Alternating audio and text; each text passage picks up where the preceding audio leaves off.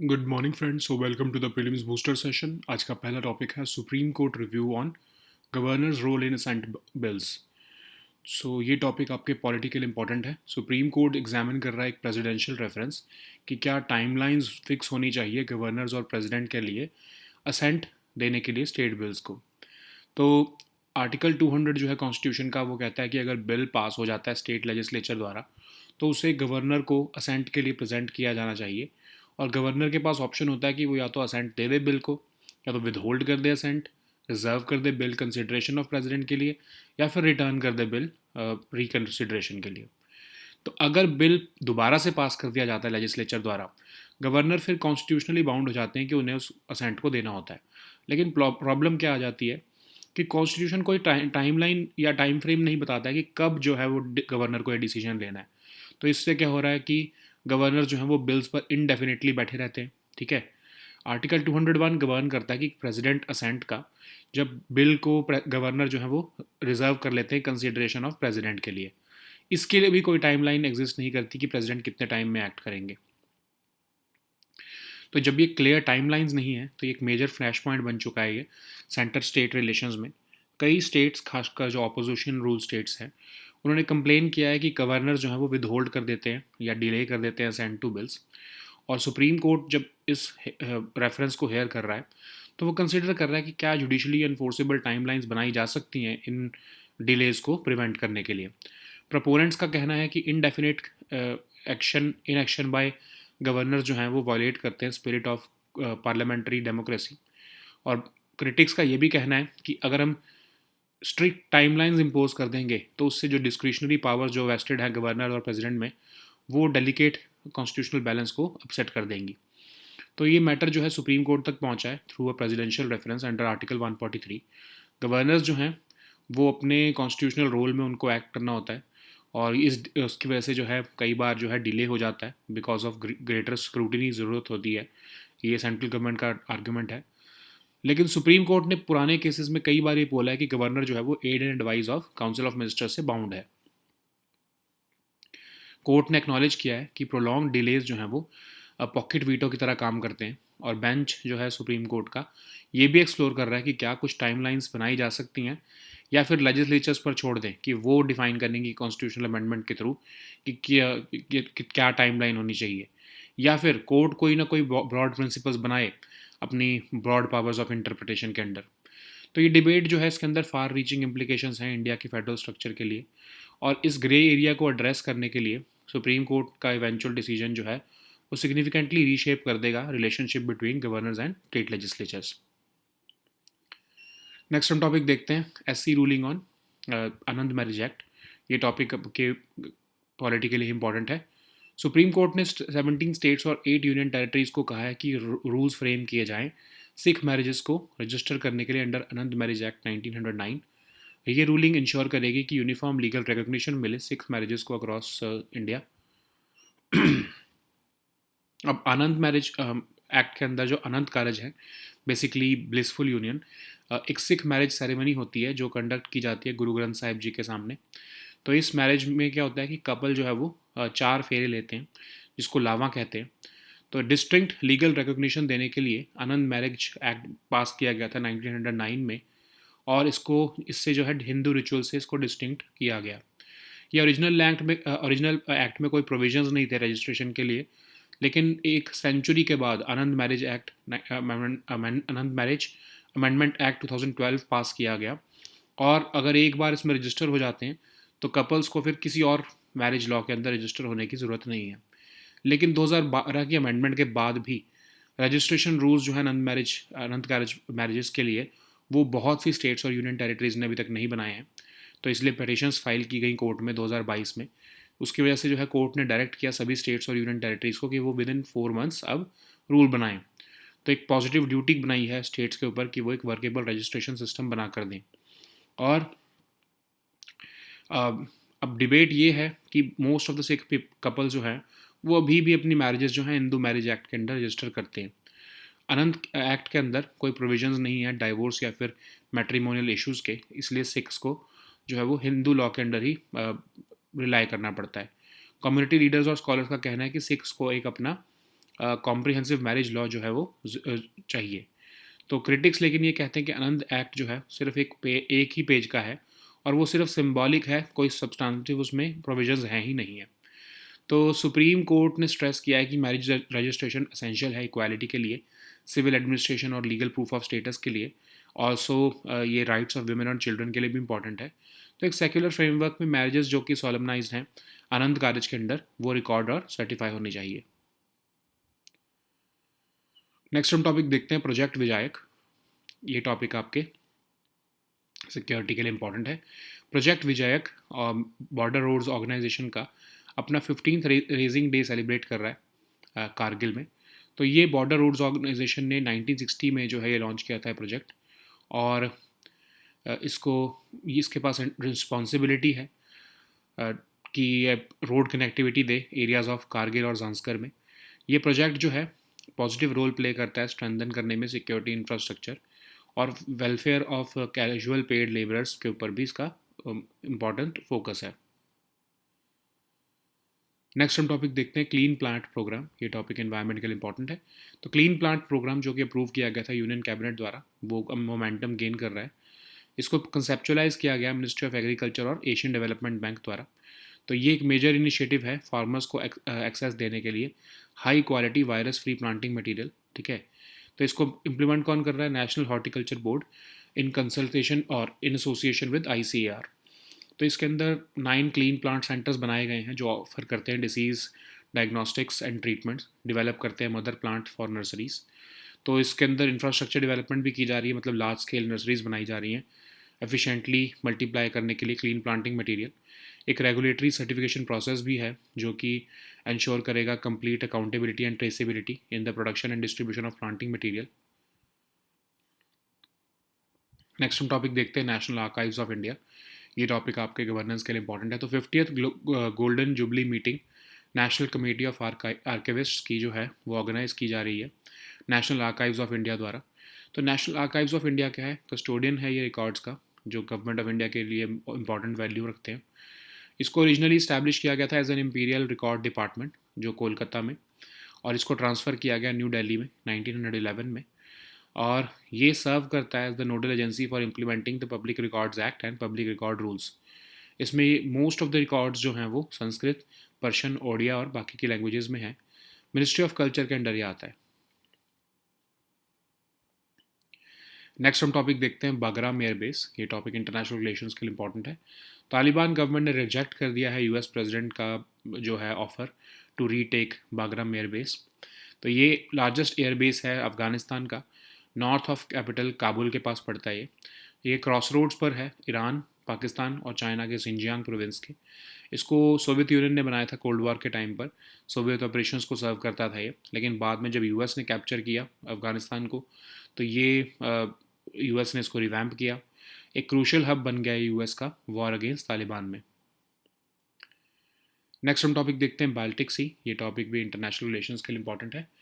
तो जर्मनी की एयरफोर्स ने रिसेंटली अभी 2 यूरो फाइटर्स भेजे हैं रशियन मिलिट्री एयरक्राफ्ट को ट्रैक करने के लिए, जो एक न्यूट्रल एयर स्पेस पर आ गया था बाल्टिक सी में। तो बाल्टिक सी क्या है? एक semi enclose inland sea Atlantic ocean का, नदर्न यूरोप में लोकेटेड है। ये एक्सटेंड करता है नॉर्थवर्ड फ्रॉम साउथवर्ड डेनमार्क और सेपरेट करता है स्कैंडिनेवियन पेनिनसुला को कॉन्टिनेंटल यूरोप से। कई तरह की इसकी ब्रांचेज और बेसिन्स हैं, और इसकी most of the surrounding countries हैं Sweden, Poland, Lithuania, Latvia, Finland, Estonia, Germany, Denmark और Russia.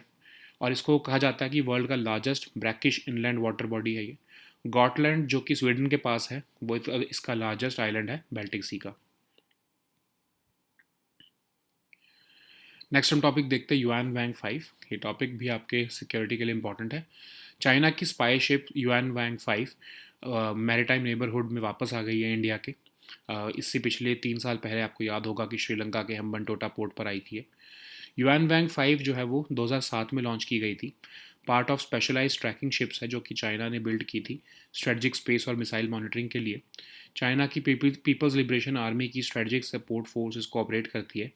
Near real time situational awareness देती है PLA रॉकेट फोर्स और नेवी को। वैलिडेट करती है परफॉर्मेंस ऑफ चाइना के new generation of intercontinental ballistic missile and hypersonic weapons.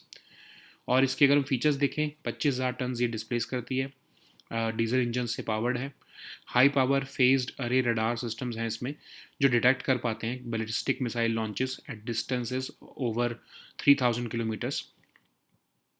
ये track कर पाता है trajectory of missiles through various flight stages, और ये इक्विप्ड है with satellite tracking antennas also. Okay, so now let us see all these topics in English.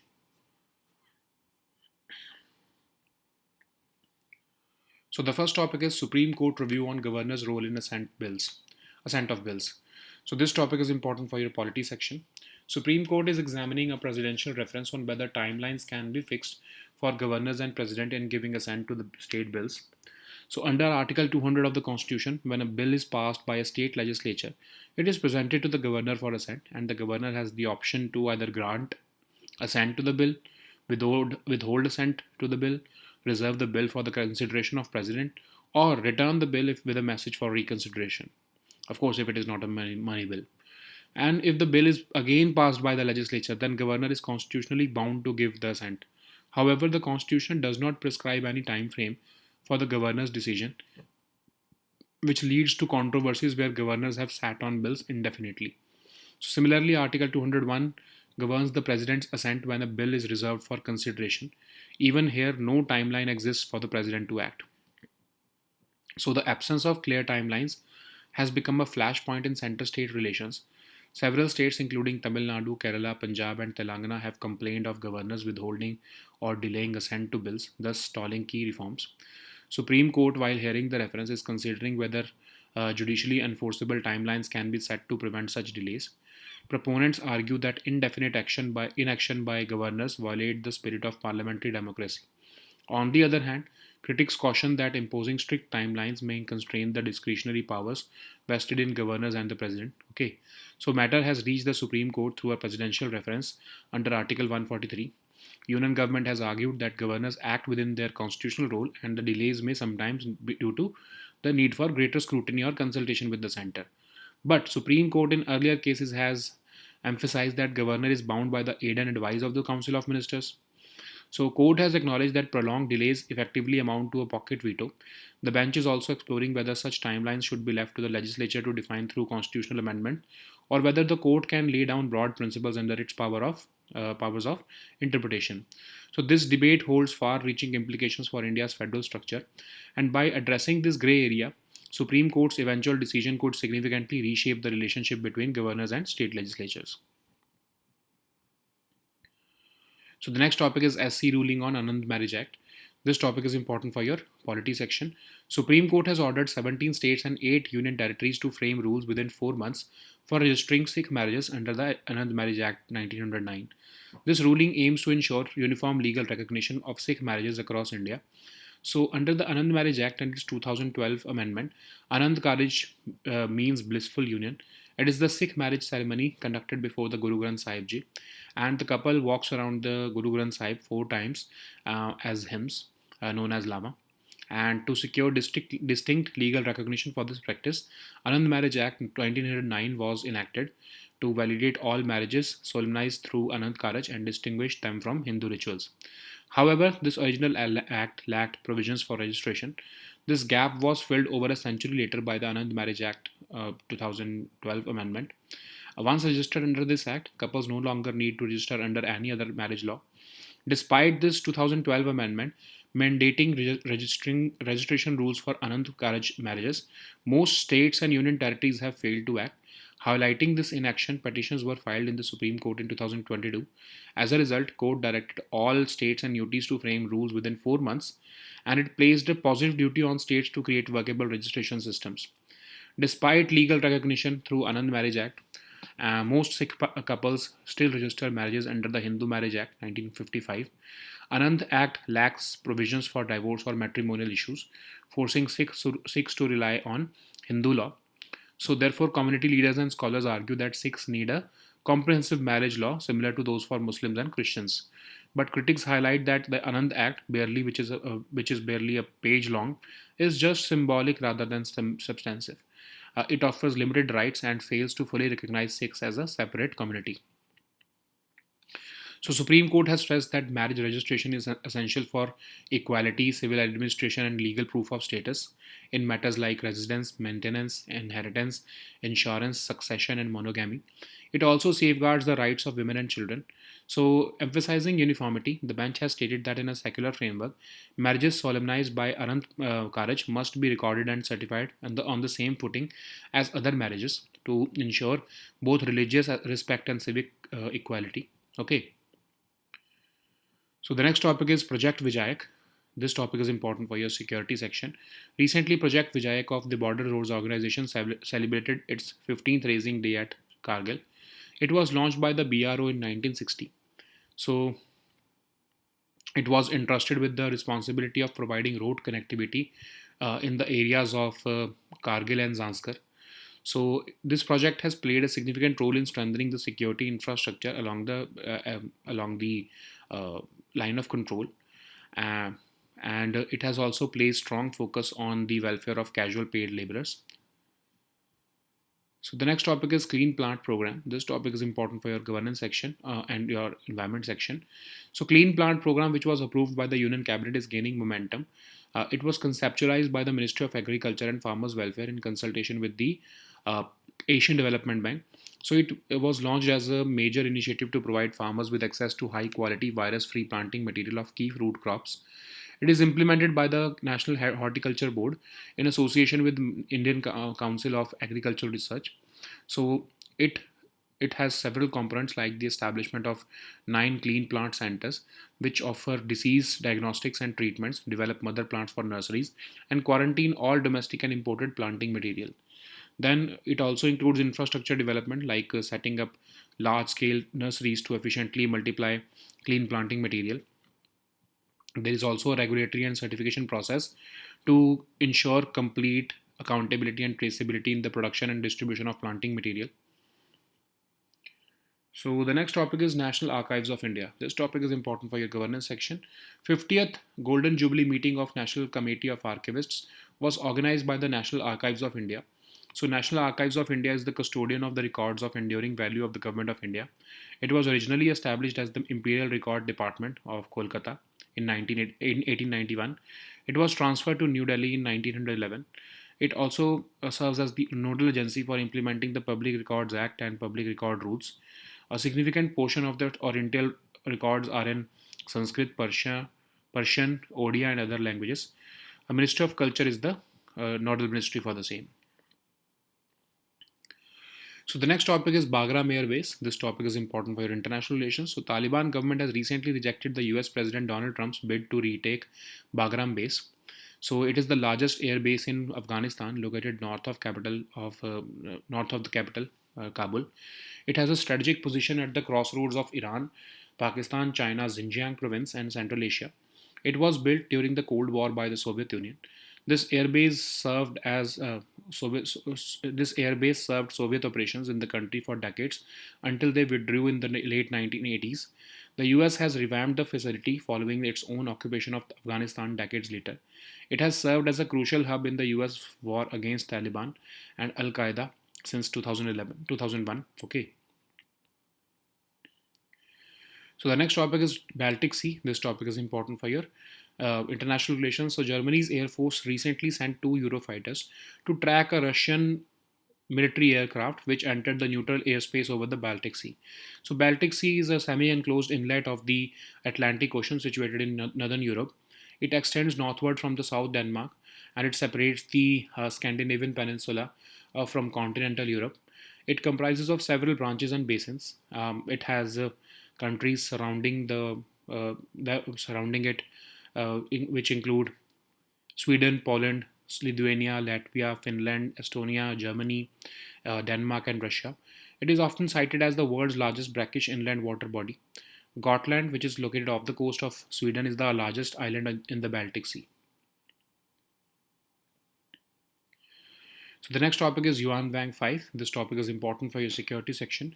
China's spy ship Yuan Wang 5 has recently returned to the maritime neighborhood of India 3 years after it had docked at Hambantota port of Sri Lanka.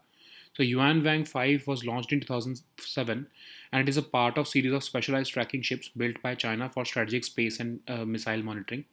It is operated by China's People Liberation Army Strategic Support Force. It can provide near real time situational awareness to the PLA rocket force and navy. It also plays a key role in validating the performance of China's new generation of intercontinental ballistic missiles and hypersonic weapons. It displaces about 25,000 tons. The ship is driven by diesel engines.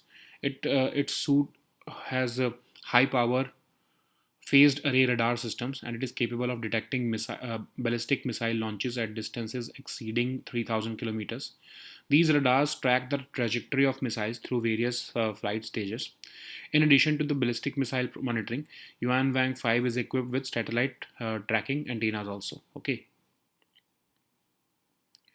so these were our topics for today. We'll meet next time with new topics. Until then, goodbye and take care.